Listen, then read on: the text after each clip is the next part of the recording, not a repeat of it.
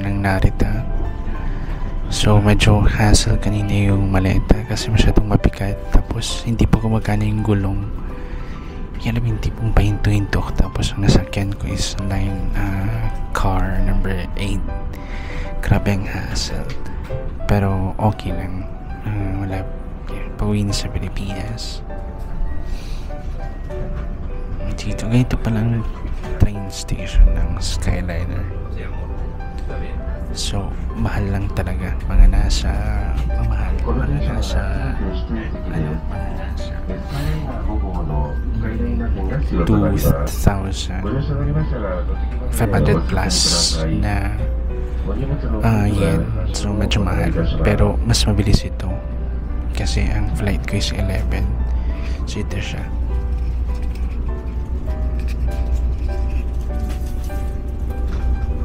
Nandito na tayo sa may Narita Terminal 2. Ito ang sinakyan natin, yung Skyliner.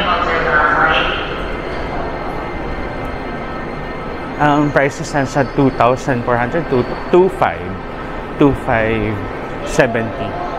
Pwede natin gamitin ng IC card, mas discounted pag gagamit kayo ng IC card. Tapos i-follow niyo yung platform sa niyo sa Skyliner. Okay na tayo, check in na tayo kasi feeling ko meron na.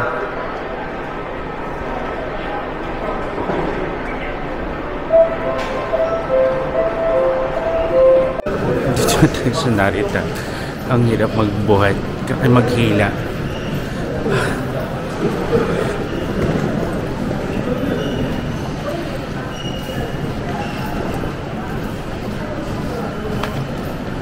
Nandito na tayo sa may airport. Grabe. Check-in na tayo. Feeling ko open ang check-in counter ng Sebpac. Grabe. Hanapin pa natin. So, ito na ngayon sa Narita.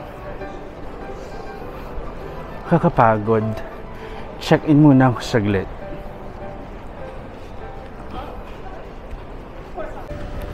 So, nandito na tayo sa may, lagpas ng check-in counter. Always be careful kasi pina-follow nila yung 20 kilos to 7 kilos. So, nag-repack pa ako ng gamit ko. Kasi ginawa kong 20 kilos lang talaga. Kasi hindi siya pumayag. Kasi 21 kilos pero hindi siya pumayag. So, I need to repack. So, you need to be careful and follow the weight, the required weight of your packages. So, andito ako ngayon sa may, pababa na ako sa may gate. Nagpalit lang ako ng damit kasi basang-basa yung damit ko kanina sa paghahabol, and aside from paghahabol is yung medyo na-stress ako ng konti dun sa pag-ayos ng luggage kasi they strictly following the 20 kilos and 7 kilos na hand carry, and meron din siyang size. Be careful lalo sa hand carry kasi pag ang kahit 7 kilos yan, kung ang size ng hand carry is hindi fit doon sa lalagyanan nila, matik kailangan i-check in. Hindi ko alam kung for free o hindi. And at the same time, so far, kanina nag-exist ako ng 1 kilo na, tapos 1.8 kilo. Kaso gusto nung sa counter, hindi ako pinagbigyan ng gusto niya magbayad ako ng 2,500 pesos. Sabi ko, hindi. I'll just try to repack it again. So, ginawa ko lahat ng mga lahat ng mga mabibigat, like mga devices, mga nilagay ko sa bag ko. Ginawa ko, dinivide ko siya, nilagay ko lahat sa bulsa ko, kung ano yung mga pwede. And then yun, nilagay ko lahat ng mga charger, nilagay ko sa bulsa ko. So, pumasok ko sa 7.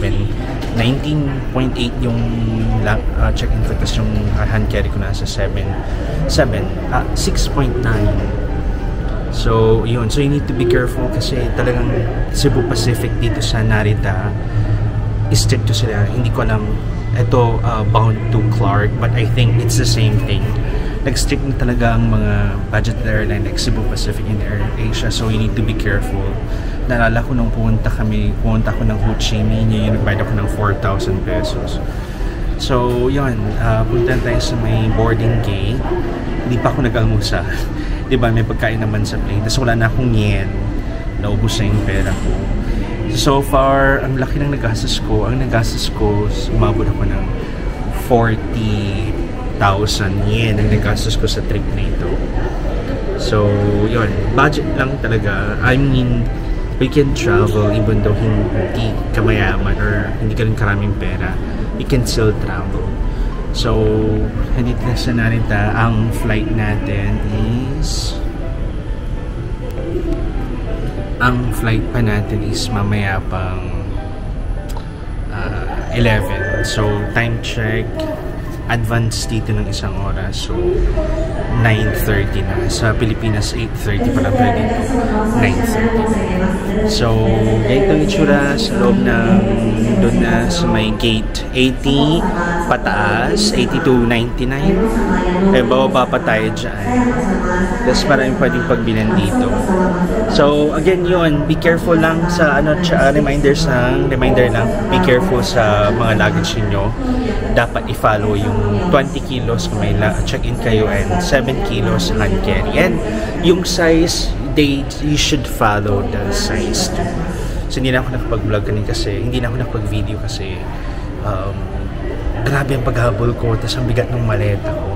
Hassle. So, yun. Mamaya na lang pag-check, pag-boarding na. Baba na tayo. Inform ko pala kayo, kapag may backpack kayo tapos may hand carry na ganito, hindi yan individual, kikiluhin na dalawa yan, pagsasamahin yan. So dapat, kung ano yung personal mo at yung hand carry, dapat 7 kilos lang yan. Hindi po pwedeng magkaiba yung weight kasi pinagsama nung kinilo yung dalawa na hand carry ko. So isa lang dapat, personal ko yung bag. Ang hand carry ko, ito talagang green. Pero dapat mag-exact yan sa 7 kilos. So, again you need to be careful. So, baba na tayo sa may natin. Ito yung tsura sa baba. Dun pa ang gate 81 to 99. So, may Philippine Airlines din dito. Madami. Tayo, Clark Gate 96. So, punta na tayo doon. Ito na yun, yung magandang sakyan.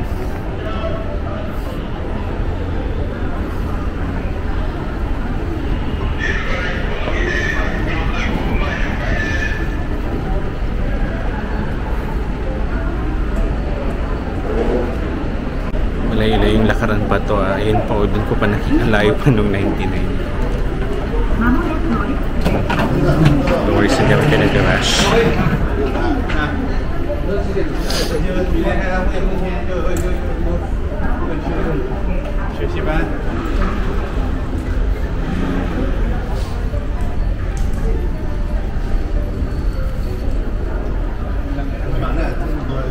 So, yun. Enjoy ko talaga ulit tong tour, tong trip na to ulit sa Japan. Pag Japan talaga hindi ka magsasawa kasi from time to time meron palaging bago. And then pag naglalakad ka, hindi mo mapapansin na naglalakad ka na malayo kasi lahat ang dami mong pwedeng tignan. You know what? Yung bago lahat. Yung basta iba ang Japan sa lahat ng mga bansa. Itong style na talaga, ang simple pero ang classy. Dito tayo kasi maraming aeroplano dito.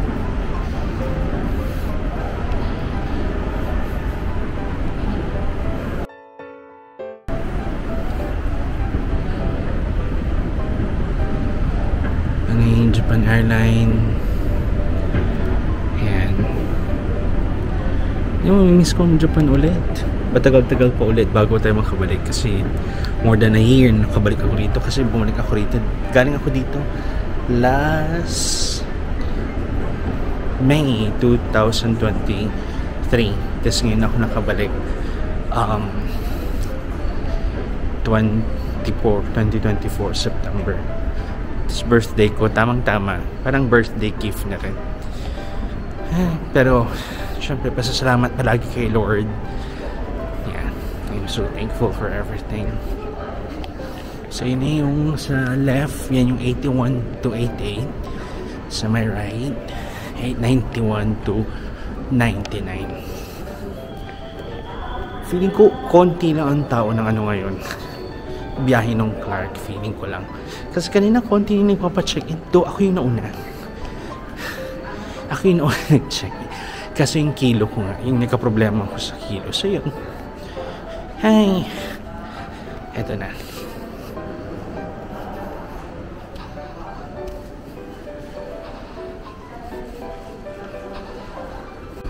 So dito na tayo, boarding na tayo. Ayan, tapos na ang Japan trip natin. Back to reality tayo. 11 ang flight. And then darating tayo sa Clark ng 3.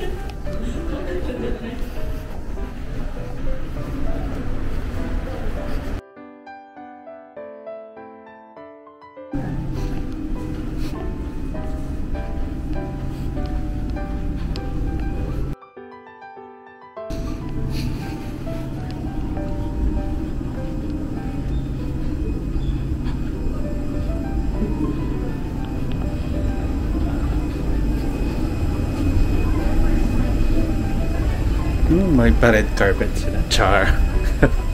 Halos konti ang tao. Clark kasi. Dito na tayo.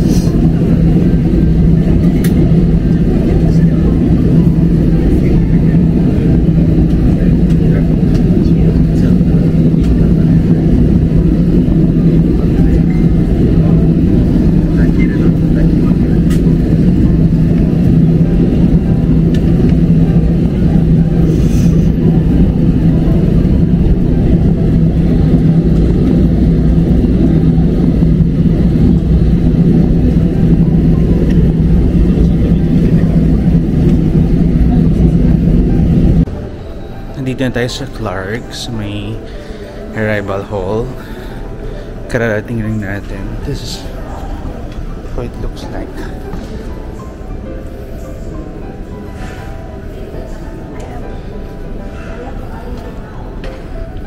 Maganda siya compared dun sa NAIA. This is really good. So tapos ng Japan trip. Hi.